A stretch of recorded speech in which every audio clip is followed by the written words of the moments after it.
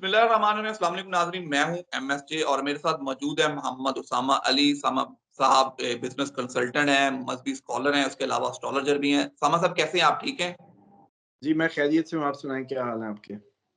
अल्लाह का बड़ा करम, बड़ा एहसान। हमने पिछली वीडियो की थी आपके साथ सुरख गाय की कुर्बानी की। अब चाँद ग्रहण, सूरज ग्रहण माह रमज़ान में आया है, इसकी एक रिवायत भी है, आप मज़हबी स्कॉलर भी हैं।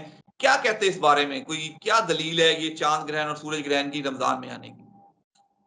बिस्मिल्लाहिर्रहमानिर्रहीम, अल्लाहुम्मा सल्लि अला मोहम्मद व अला आले मोहम्मद। देखिए, ये बड़ा इग्नोरेबल नहीं रहा, जबकि ये रिवायत मेरे सामने से आई है और गुज़री है। उसमें ये है कि इमाम ज़माना के ज़हूर से पहले की अलामात में से ये अलामत है कि एक माह रमज़ान ऐसा आएगा, जिसमें चाँद गिरन लगेगा और फिर सूरज गिरन। बस उस रिवायत की तारीख 5 और 15 है। 5 रमज़ानुल मुबारक और 15 रमज़ानुल मुबारक। इसमें 15 को और आगे लग रहा है। तो ये जो ओवरऑल अगर देखा जाए ना, तो मुझे लगता है कि शायद हमारे जो कमरी वो हिसाब-किताब है, चाँद आगे पीछे कर के पता नहीं कितना हिल चुका हो कैलेंडर या कितना फॉलो किया गया हो, हम इतने श्योर नहीं हैं। लेकिन ये जो बात है ना कि चाँद गिरन और सूरज गिरन का माह रमज़ान में आना और आदम तक ऐसा कभी नहीं तो इसका मतलब है माज़ी में, अब मुझे नहीं पता, हमारी एज तो इतनी नहीं है, क्योंकि पुराने लोग 80-90 प्लस वाले तो बता सकते हैं कि किसी माह रमज़ान में उन्होंने ये एक्सपीरियंस किया हो कि दोनों इकट्ठे आ गए हों। तो अगर नहीं हुआ ना, तो ये इग्नोरेबल बात नहीं है। ये रिवायत है, तो फिर ये वो टाइम करीब है। और फिर सेम टाइम पे इस रिवायत को देखो, तो फिर सूरज गिरहन की जो संगीनी देखो, इस दफ़ा 5 घंटे तवील अंधेरा छा जाएगा। ठीक है, इधर मार्क नहीं होगा, लेकिन जिधर होगा उधर की बात है। तो जिधर वो करेगा तो इको मॉडल को हिला देगा। तो चिड़ियाँ घर पहुँच जाएँगी दिन-रात समझ के। वो चरिंद-परिंद वापस हो जाएँगे, आपके जो बादल व सूरज की तपिश से लेके बुखारात वहीं ड्रॉप करेंगे। तो बड़ा कुछ होगा, इतना ईज़ी जॉब नहीं है, इसको इतना ईज़ी लाइटर ना लें। ये तो मैं टेक्नोलॉजिकली बता रहा हूँ ना, कि जो बादल भी कैरी करके जा रहा होगा, वो भी अचानक छोड़ेगा पानी, क्योंकि वो पूरे बुखारात बने और उसका उड़ना, उसका सफ़र पूरा नहीं हो पाएगा। तो पूरा एक निज़ाम साइक्लोन जो है वो हिलेगा, जो आपका साइकिल है। उसके बाद जो इसकी इस रिवायत को अगर देखें, तो फिर आपकी जो इस टाइम अरब की हालत है कि किसी भी वक़्त ईरान हमला कर देगा या इसराइल कर देगा, ये जंग अब नहीं टलने की। तो उसमें कई मुल्क इन्वॉल्व होंगे। उसमें फिर एक और प्रेडिक्शन है, आपके नाज़रीन के लिए बता दूँ, एक और रिवायत है कि जो बगदाद है, बगदाद पे तुर्क आ जाएँगे। अब उस रिवायत में जहाँ तुर्कों का ज़िक्र है, वहाँ ये भी है कि रशियन को तुर्क मानते हैं वो, पुराने। तुर्की को तुर्क नहीं मानते, रशियंस को तुर्क माना जाता है। तो मुझे ये सुन के तो मैं फिर और ज़्यादा सीरियस हो गया, क्योंकि मुझे ये समझ आती है कि जब शाम पे अटैक हुआ तो रशिया ने कहा था ये हम पे तसव्वुर किया जाएगा। तो अब अगर अमेरिका बड़ी बेड़े जब लाया इज़राइल के लिए सपोर्ट में, तो पुतिन ने कहा कि तुम इधर किसके लिए इतना बड़ा बेड़ी बेड़ा ले आए हो? जैसे वो उसको अपने लिए समझते हैं। तो मुझे ये लगता है कि ये जो सारा सीन है, अगर ऐसा क्रिएट जंग तवील होती है, कोई ईरान, इराक, शाम बनता है, तो इनका जो पीछे पार्टनर एलाई है वो रशिया है। तो रशिया भी इधर आ गया तो वो प्रेडिक्शन भी पूरी हो जाएगी। तो इसलिए लोग नोट करके रखें कि अगर दमिश्क पे रशियन फौजें उतरी, या चलें हो सकता है वो तुर्क फौजें उतरी, हम दोनों को ही ले लेते हैं, तो ये फिर प्रेडिक्शन फिर ये भी ठीक होगी। उसके बाद 24 दिन बारिश रहेगी, एक ये है। उसके बाद जो आपका जो का एक चीख वाली रिवायत आप देखते हैं, क्योंकि माह मुबारक में ही होनी थी, वो नहीं हुई, लेकिन आगे कहीं होती है। तो एक और भी थ्योरी है कि 1500 साल पूरे इसकी दुनिया की लाइफ के 1500, तो इस टाइम हम 1445 में हैं, 40 साल इस्लाम के अमन के, तो टोटल निकलेंगे 15।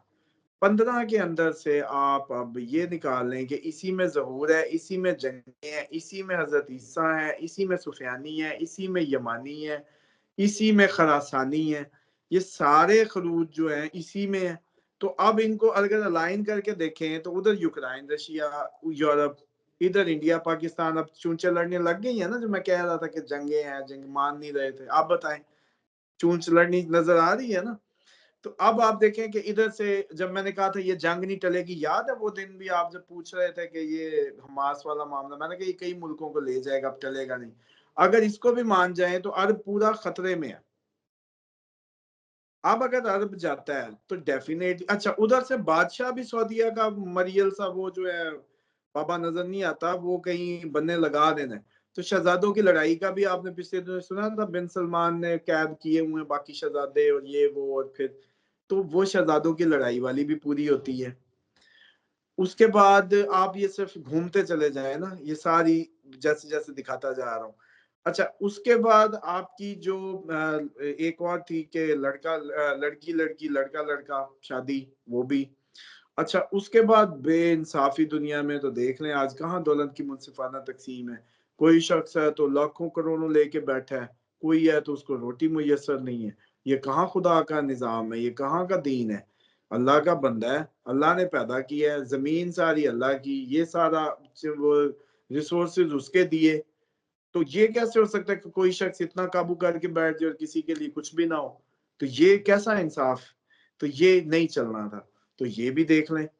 अच्छा उसके बाद एक और मतलब उसमें है कि ये जो आपका है ना नजफ, इसमें बारिश भी आएगी सैलाब भी आएगा, एक ये भी याद रखें। अच्छा उसके बाद एक और रिवायत है कि ईरान में दो ग्रुप लड़ेंगे, 80,000 बंदा मर जाएगा। अब अगर इस फैसले पे ईरान के कि इसराइल जंग में जाना है या नहीं जाना, या जाने के नतीजे में कोई और अंदर से रेजिस्टेंस निकलती है ईरान के, वो देख लें। इसी तरीके से जो फिगर्स हैं, जो सारी चीजें बता रही हैं, फिर वो जो हाँ उसमें एक और है जी, एक सफेद और सुर्ख ताउन फैलेगा। सफेद को बीमारी ले लें, सुर्ख को जंगी मौतों के खून के जरिए फैलने वाला ताउन ले लें। लाशें जब इतनी होंगी तो क्या, फिर वो याद करें तीन आबादियां कि दुनिया के तीन हिस्से, आबादी के तीन हिस्से, एक जंग में, एक बीमारी में, और एक बचेगा पूरी दुनिया में। अब अगर हिसाब किताब पूरी जनरल आबादी का लगाएं तो सबसे ज्यादा तादाद किस खित्ते में है। ये हमारा सब कॉन्टिनेंट, इंडिया बिल्कुल। पाकिस्तान, इधर ही मशीनें ज्यादा लगी हुई है ना। है चाइना, इंडिया, पाकिस्तान, रशिया। हाँ यही है मेजर। तो फिर इधर जंगे सारी नाफिज हो गई। तो कहानी देखें कि कहानी कोई इतनी वो नहीं। और ये सूरज गिरहण चांद गिरहण आए भी अमेरिका के लिए, इस दफा सबसे ज्यादा हिट ही उसको पड़नी है। अब मुझे ये लग रहा है कि भाई ये जो माह मुबारक का चांद गिरहण सूरज गिरहण है ना मेरी मालूमात में पीछे है, काम करते हैं चले आज ही, क्योंकि ये सामने आया, आपका प्रोग्राम का टाइम हो गया, मैंने कहा इसको डिस्कस करना, लेकिन इसको आगे भी डिस्कस करते हैं क्योंकि आगे ऐसा पॉसिबल नजर नहीं आता। बल्कि कोई एस्ट्रोलॉजर हजरात कई वीडियोस देख रहे होते हैं एक दूसरे की, अगर कोई देख रहे हो तो इस पे काम करके दें मिलजुल के। आगे तो दुनिया खत्म हो रही है, अब ये कोई, तो मुझे ये लग रहा है कि ये बड़ा इम्पोर्टेंट मार्क है, ये चांद गिरहण और सूरज गिरहण। और इस तरह की दोबारा शायद मतलब इतनी रिजेंबल्ड कोई पेश गोई या कोई मैचिंग जो है एंड ऑफ टाइम की कोई और हो। जी समा भाई, जिस तरह आपने इस पे बात की, हम इंशाल्लाह इस पे आगे भी बात करेंगे कि या ये पहले कभी हुआ है या इससे आगे कभी होगा। थोड़ी सी बात पाकिस्तान की सियासत की कर लें। पीटीआई में धड़ेबंदी खुल के सामने आ गई है। क्या नई तरीके जमात सामने आ रही है? सुन्नी इत्तेहाद तो खत्म हो गई है। खान साहब भी कह रहे हैं कि जी मुझे इल्म में है, मेरे नॉलेज में है कौन से लोग बड़े घर के साथ राब्ते में हैं। किस तरह देखते हैं इसको आगे? देखें ये कोई पार्टी जो है आपकी पाकिस्तान में ही है ना, तो पाकिस्तानी है इसमें, और हमेशा से ऐसे हर पार्टी में एक दूसरे के एजेंट भी होते हैं, कंपनियों के बंदे भी होते हैं, सब कुछ होता है, ये कोई नई बात नहीं है। और उन्होंने जो कुछ पहले जितना करना था कर लिया, अब इससे ज्यादा क्या कर लेंगे। घसीट लिया, ले गए, उठा लिए केसेस, जो जो हो सकता था हो चुका, अब इससे ज्यादा कुछ नहीं हो सकता। अब तो बस वो क्या कहते हैं, पूरी पार्टी को ही एक जगह रख के बम भी मारने वाली बात है, और कुछ नहीं है। लोग है और इमरान खान है अब। अब तो और कुछ बचा ही नहीं। तो वो जैसे ही बाहर आएंगे लोग वैसे मक्खियों की तरह उनके साथ है, बंदा बदल देंगे, वो नहीं वो हो जाएगा, इसमें कौन सी बात है, ये कोई नहीं। और ये जो इलेक्शन है ना, रोंडी जब भी हो जाती है तो मैच दोबारा हुआ करते हैं। तो ये जो है ना, मैच दोबारा होने के चांसेस बनेंगे, और ये हुकूमत जाने के चांसेस इस महीने में ज्यादा है। तो पीटीआई का शोर नहीं है, शोर आपको नून लीग का भी मिलेगा, पीपी का भी मिलेगा, ये भी चले नोट कर लें आप। नून लीग के भी बड़े-बड़े लोग आपको अब इसी तरह नज़र आएँगे। समा भाई यहीं से मैं आपसे एक खबर शेयर करनी है। एक साहब के कबूतर है, वो खबर लाते हैं। उन्होंने खबर दी है कि डयाला में इमरान खान के साथ किसी बहुत बड़ी शख्सियत की मुलाकात हुई है। और ये भी खबर है, और दूसरी साइड पे खबरें चलती है खान साहब को 5 कमरे दिए गए हैं, कोई 37 मुलाज़मीन दिए गए हैं, 36 लाख का उन्होंने खाना खा लिया है। ये खबरें भी दी जाती हैं। किस तरह देखते हैं फिर आगे? खान साहब तो मतलब महल में रह रहे हैं, जेल में थोड़ी रह रहे हैं। तो इसीलिए तो हम प्रेडिक्ट नहीं कर पाते थे। और अब देखिए जब की रीलोकेशन की बात की है, तो अब आपने लगानी है ना जिस दिन कैद से निकलते हैं। क्योंकि आपके मेरा ख़्याल है किसी आप तो ज़्यादा एस्ट्रोलॉजर्स को ले रहे होते हैं, मुझे नहीं पता कि किसी और ने कहा हो या ना कहा हो। लेकिन रीलोकेशन से तो शायद ही किसी ने पकड़ा हो कि वो अब रिहा हो जाएँगे। क्योंकि जो बड़े-बड़े भी वो थे या तो वज़ीर-ए-आज़म बनवाते थे, वो आजकल पता नहीं किधर हैं, या जो है वो छुड़वाते थे या क्लीन स्वीप करवाते थे। और या फिर जुलाई-अगस्त पे ले गए हैं, सेफ खेल रहे हैं। तो अब ये ना मैंने एक दफ़ा भी वज़ीर-ए-आज़म बनवाया, आप याद करें। ना कभी उनको वज़ीर-ए-आज़म बनवाया, ना कभी कहा कि पज़ीराई कम होगी, फ़ायदा अप्रैल के बाद होगा और चीज़ें देख लें। अच्छा फिर ये अगर अब रिलोकेशन की बात की तो उसी दिन से ये बातें भी निकली और जजेस जो है खड़े हो जाएँगे वो देख लें आप। ये किसने की थी? ये तो किसी को भी वो नहीं था और अब भी ये देखें कि ये निकलेंगे, ये चांसेस 20 अप्रैल से पहले रिलोकेशन के हाई हैं इनके। ईद भी हो सकता है घर करें और 15 अप्रैल तो वरना हाई टाइम है। सीधी-सी बात है सूरज ग्रहण, चाँद ग्रहण जब पुश मारेगा तो कॉमन पीरियड बनता है 8 से 15 तो हाई टाइम है और रिलोकेशन का।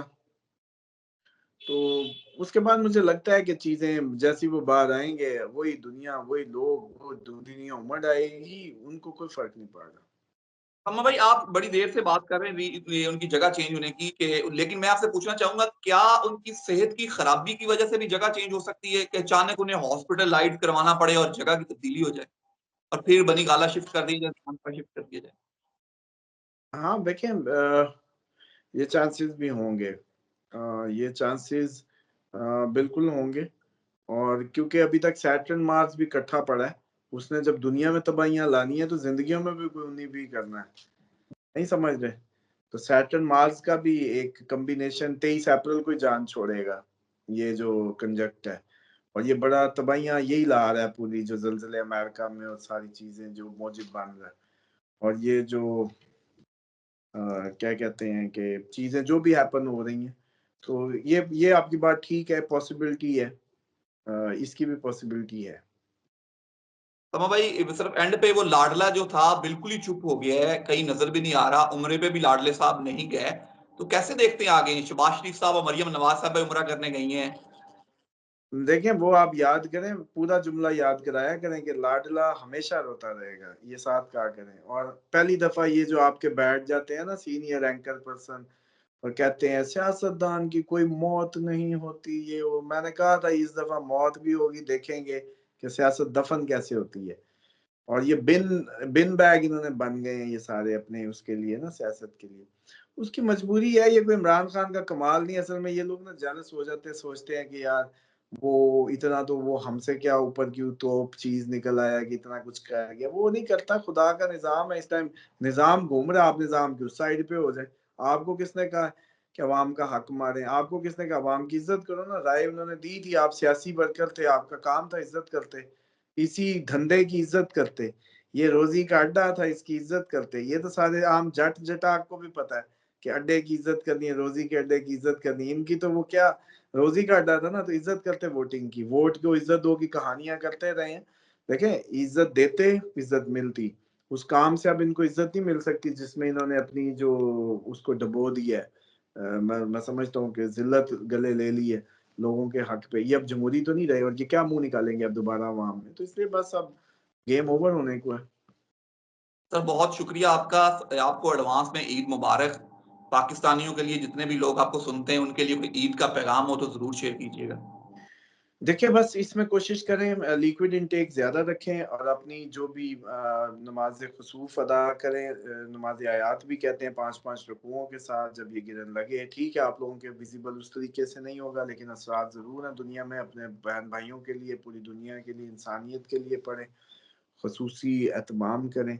क्योंकि इसके असरात पूरी दुनिया पे महसूस किए जाएँगे। ठीक है, हमारे ऊपर उतने डायरेक्ट इम्पैक्ट्स नहीं आएँगे, लेकिन अमेरिका तुम्हें भी तो आपके कोई अपने होंगे या उन लो अमेरिकन्स भी इस वक़्त आपका सुन रहे होते हैं प्रोग्राम, तो वो लोग ज़रा अपनी ज़्यादा लुक आफ्टर करें।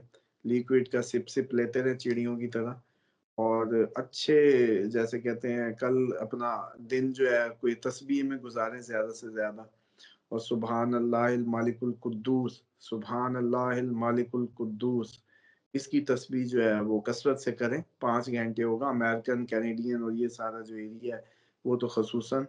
बाकी ये है कि हमारे भी कोई ना कोई वो कहते हैं सर पे पट्टी नहीं तो करते नहीं, इनको नज़र नहीं आना तो इन्होंने करना नहीं, लेकिन करें ज़रूर। थैंक यू सो मच, आपको एडवांस में ईद मुबारक। मुझे और मोहम्मद हसन अली खान को दीजिए इजाज़त। अल्लाह हाफ़िज़।